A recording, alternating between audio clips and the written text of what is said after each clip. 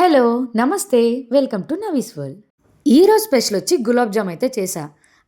గులాబ్ జామే కదా ఎవ్వరైనా చేసేస్తారులే దాంట్లో వీడియో చూపించడానికి ఏముంది అని అనుకుంటున్నారా?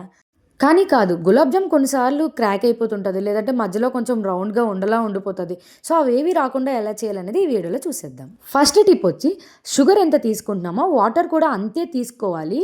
పాకం కూడా మనకి తీగ పాకం అవేం అవసరం లేదు. కొంచెం చేతికంటేటట్టుగా ఉంటే సరిపోతుంది. సెకండ్ టిప్ వచ్చి మనం డవ్ కలుపుకుంటున్నప్పుడు మరీ చపాతీ పిండిలా మెత్తగా కాకుండా కొంచెం నార్మల్‌గా కలుపుకొని దాని మీద ఒక వెట్ క్లాత్‌తో ఒక 5-10 మినిట్స్ నానబెట్టుకున్నాక దాన్ని తీసి ఉండలు చేస్తున్నప్పుడు కొంచెం ప్రెస్ చేసుకుంటూ రౌండ్ బాల్స్‌లా చేసుకోవాలి. ఈ బాల్స్ రౌండ్‌గా రావాలంటే దాన్ని కొంచెం డ్రై అవ్వకుండా చూసుకోవాలి.